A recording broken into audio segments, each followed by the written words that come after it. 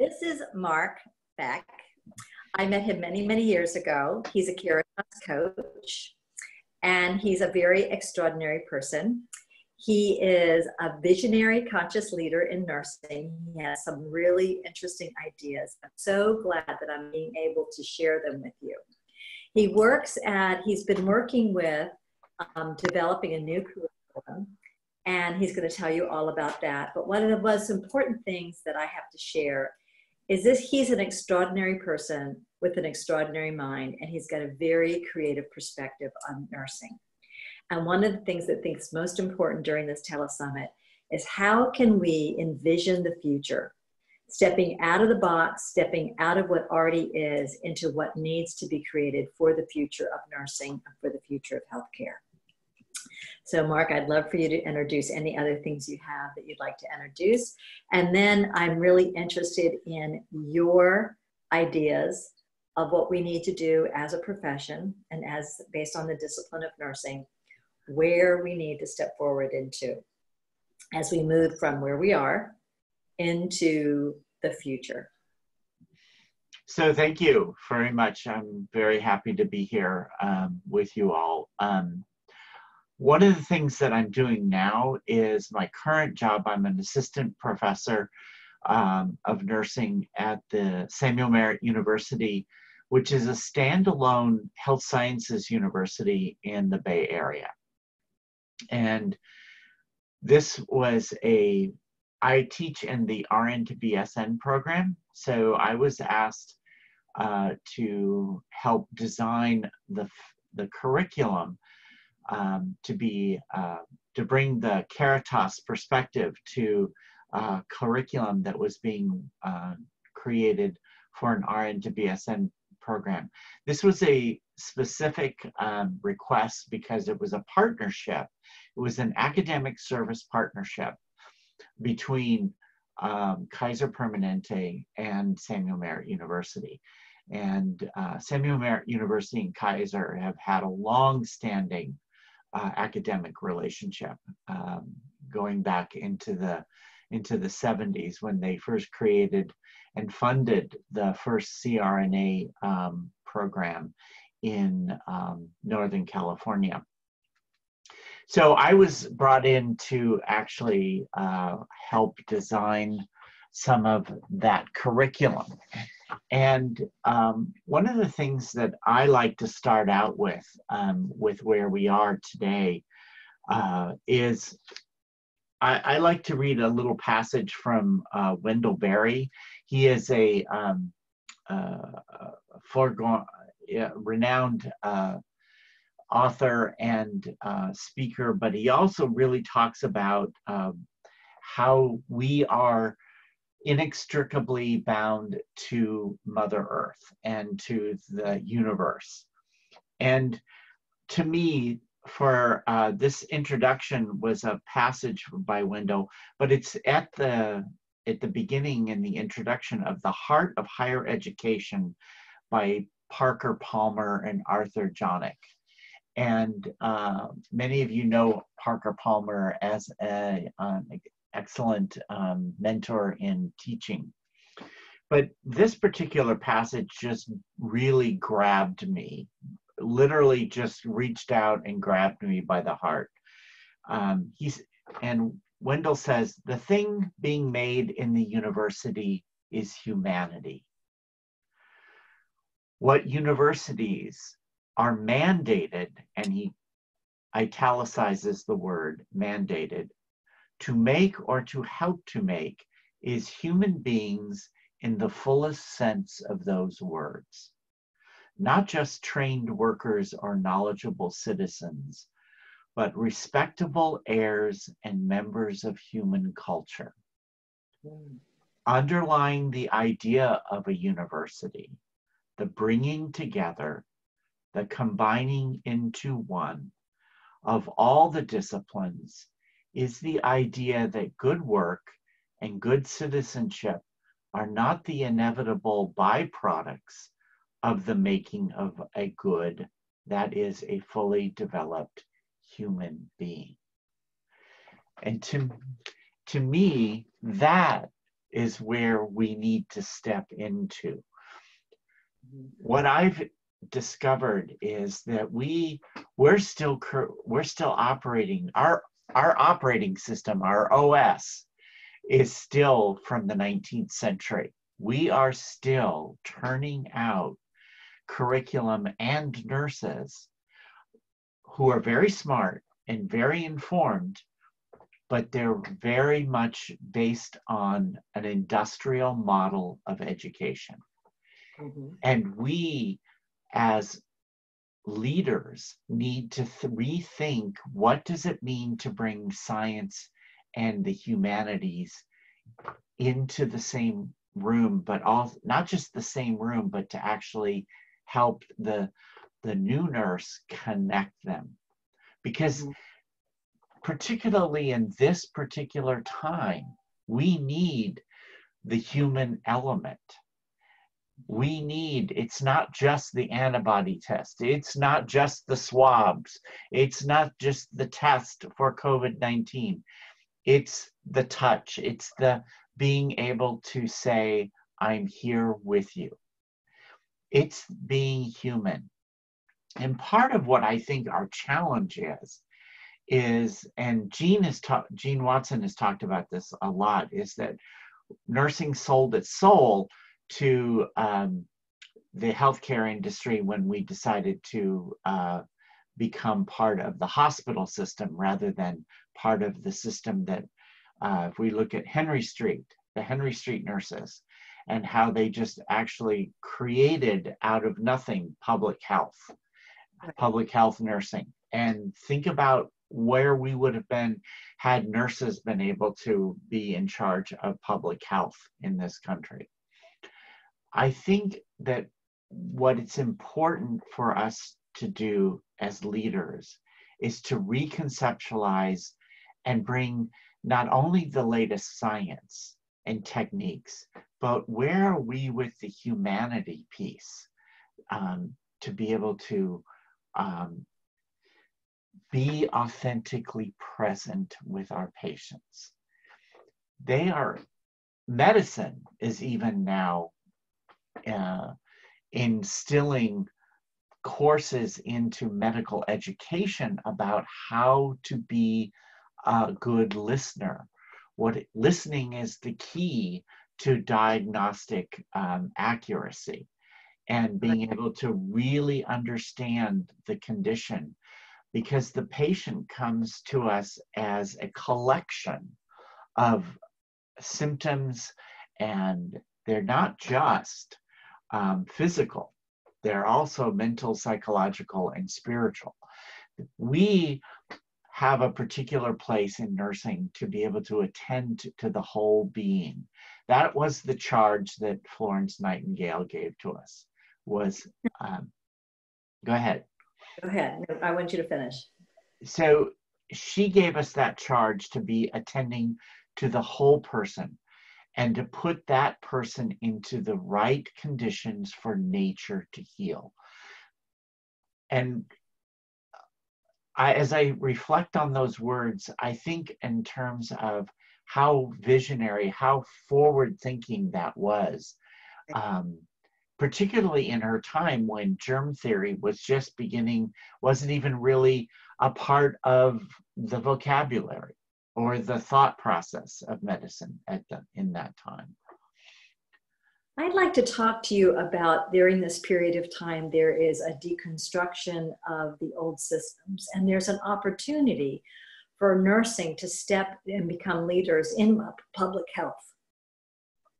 Can you tell me about some of the avenues for us to create that out of nothing? Well, I think part of it is we live in a much more regulated environment, so it might be a little bit more difficult. But the issue here is that people, if we meet the need where it is, and that's what the Henry Street nurses, if we identify it and meet the need where it is, and bring attention to the fact that we don't have systems that work together. This COVID-19 has really undergirded the inequality in this healthcare system that we have constructed. We've walked around with the illusion that we have the best healthcare system in the world, and we really don't. And we have significant chinks in this system that we actually need to fix. I mean, why should it be that if somebody goes to work, they force themselves to go to work even though they're sick because they don't have sick leave or health insurance or any type of remuneration if they miss work? And part of this is the underlying assumption that a healthy public is the primary ingredient for having a healthy economy. Right. If you don't have healthy workers, you cannot have a healthy economy, no matter how you construct it, no matter what tax breaks you give it. It isn't going to function the way you want it because you don't have the workforce that is healthy to be able to produce what you needed them to produce. We, as nurses, are in the perfect position to help guide, create those structures. Right. And I think that we have to step up and work us alongside medicine and create that voice of humanity. And between the two of us, we can be able to create a public health system that actually works for everyone. And I struggle to see that, how we're doing that today. Mm-hmm. My biggest, the biggest thrill I get as a faculty is when I start seeing the change, the transformation that happens from within the nurse as they go through and to start discovering who they are as a nurse. One of the things that I think is a fundamental correction that needs to happen is that we teach nurses how to do the how-to. They're really good at the how-to. And we don't teach them the how to be. What does it mean to be a nurse? Yes, you can do the procedure. Yes, you can check all the boxes on the electronic health record. That's great. You can draw the blood, you can participate in the procedure. But what does it mean to be a nurse? What does that mean for you? Because each and every one of us has to define what that means. And I don't think that, for me at least, what the great honor I've had is to be able to help bring that question to the nurses coming through the RN to BSN, going back to get their bachelor's degree. I've challenged them. Who are you as a nurse? How do you define nursing? What part of you are you bringing to authentic presence? I simply ask the question, and use this as an example all the time, is I ask the nurses in the class, have you had an experience where you've been talking to someone in a conversation and they've not been there? And everybody raises their hand and they say, okay, so how did that make you feel? And we explore the variety of emotions that not being present has made them feel. And so I asked them, so do you think that your patients would know if you weren't present when you came in to deal with them? Do you think, just like your experience, you knew that person wasn't there? do you think your patients know when you're not there? And I said, and rightly, you may be thinking about the patient you just left, the one you're just going to go see, that my manager just gave me bad news that I have to deal with. But the problem is, that's not the patient's issue. That's your issue. So how do you collect all the bits and pieces that are you, and how do you bring all of those into the room at once to be with this particular person? Mm-hmm. And inevitably, they always tell me, well, I don't have time for this. And one of the things that I point to is the research that came out from the book Compassionomics by Steve, I'm going to botch his name, there's two physicians out of New Jersey who wrote a book called Compassionomics, and I'm sorry, I can't remember the authors' names. But one of the interesting things is the premise of this book is that does compassion matter? Does compassion matter? Does it really matter if I'm compassionate in the care I give? Okay. And what was interesting is that book validated, they actually spent 2 years going through the literature and looking at all the abstracts and the randomized controlled trials and all of this. And there is literature that supports the fact that compassion does matter to the patient, to their immune system, to their well-being, and it lowers costs of care, and it renews the practitioner. That's because that practitioner sees the value of the connection with that human being. I think we underestimate and undervalue the connection of what it means to connect with another human being. And nurses are we're the discipline that spends the most time with patients and families more than anybody else. Mm-hmm. Where do we teach them how to be present, how to protect themselves? What armamentarium do we help them understand how to care for self? Most of the nurses that I know who come through the program talk about, well, I take care of everybody else, and I take care of myself last. And so we work on that in the 5 semesters of this particular program that I teach in, so that we can get them to see that self-care is at the heart of you being able to care for everybody else. Because if you have nothing, you can't give away what you don't have. Exactly. One of the things that you told me before that I thought was very striking is that nursing was born in the church and it was trained in the military.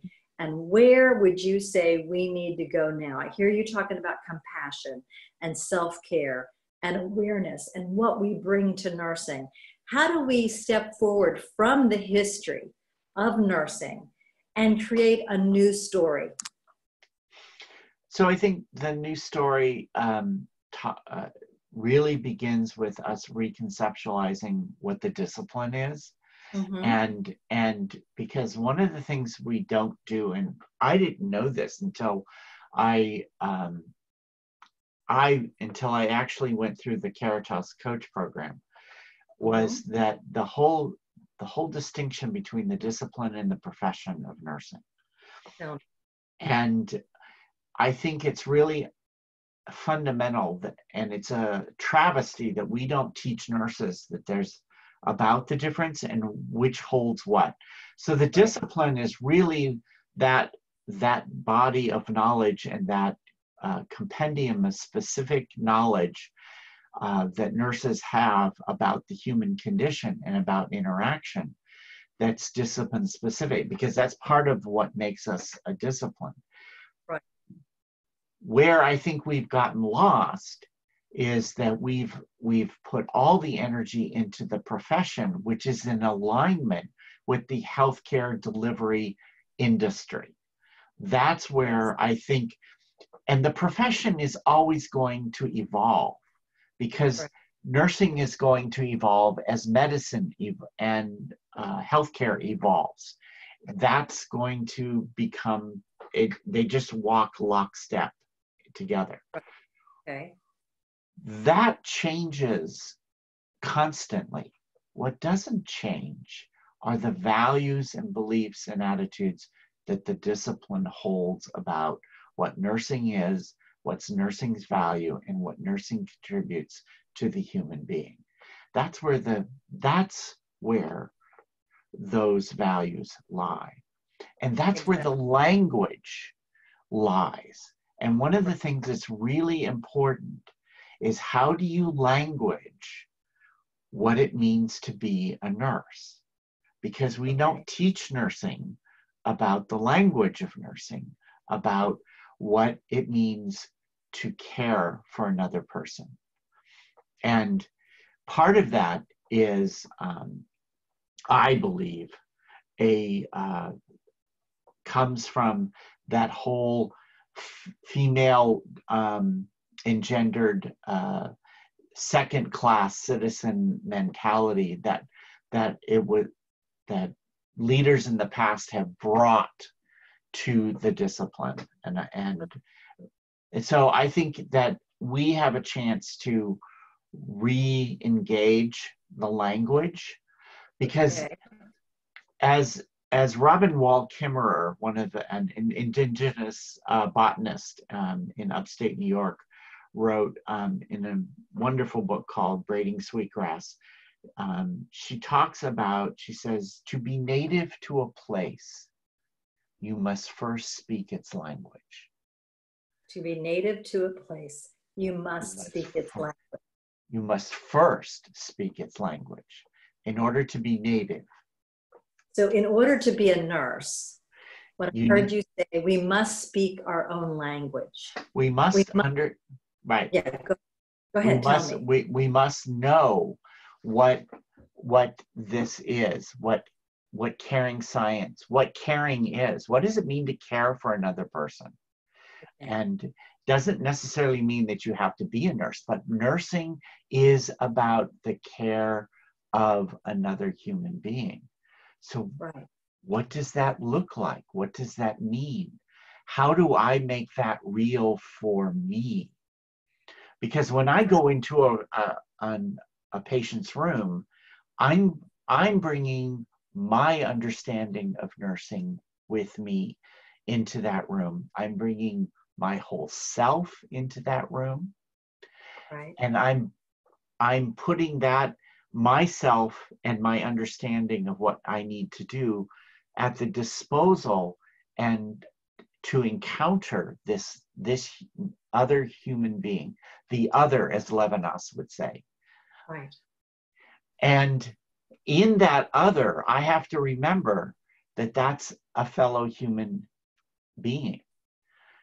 And if I see them as a diagnosis, or as a non-compliant patient, or if I've labeled them in any way, drug-seeking, whatever the word is, I'm labeling them, and I'm dehumanizing.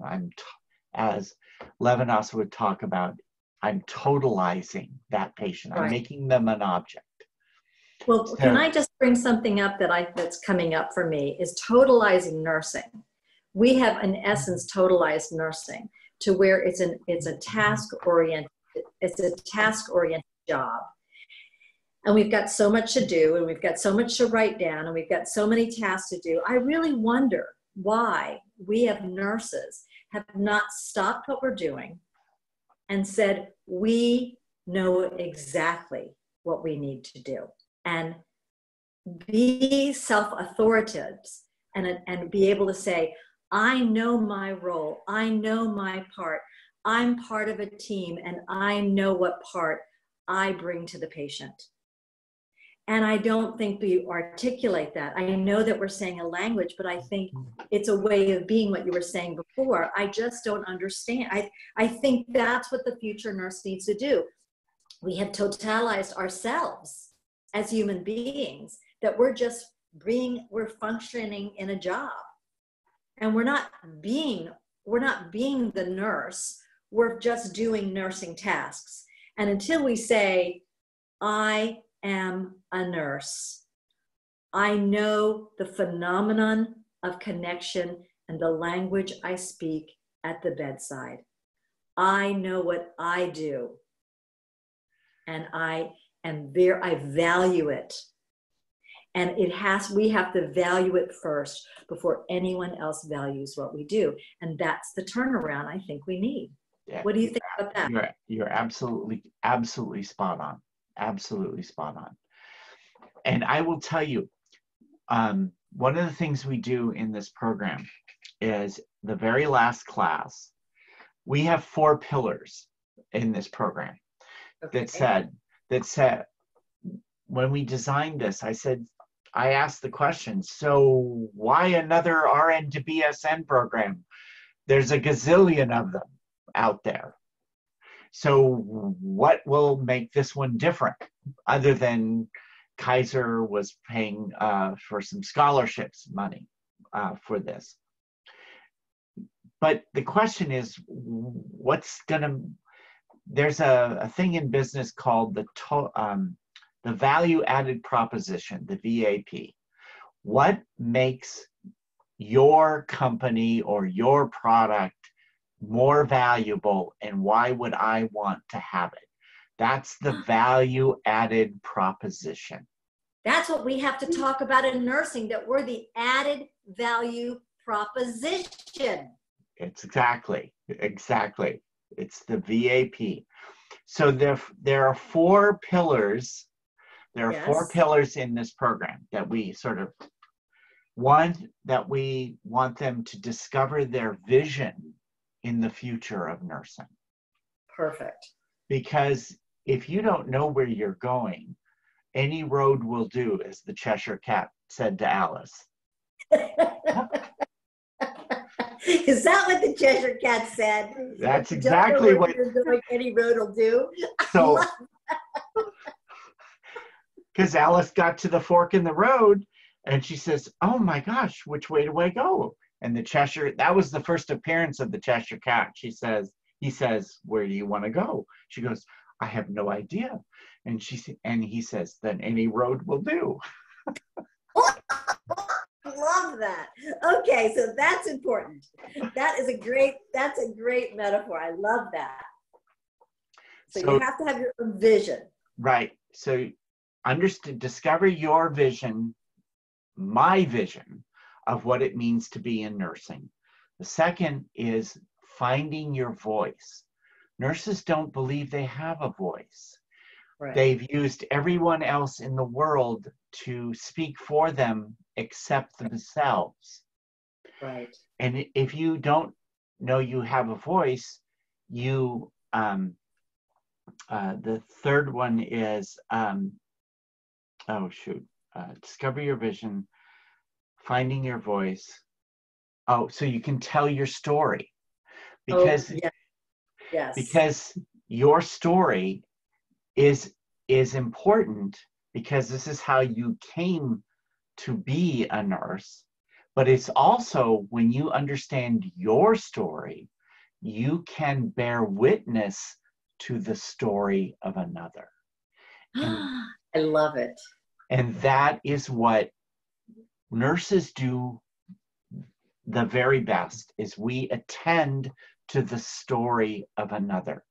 And most of the time, they want to be heard. Their story has not been heard. That's why that whole idea about listening and teaching listening and authentic presence and making that connection is so incredibly vital, is because it gets to that connecting of the story. I have been heard. And when you know your vision and you found your voice and you've told your story, you own your practice. You just own, because now I know my why. Exactly. And every nurse's why is going to be different because every nurse is different. And so that one of the things that's really the heart-wrenching for me, that I really get all verklempt, is that in the last class of the last program,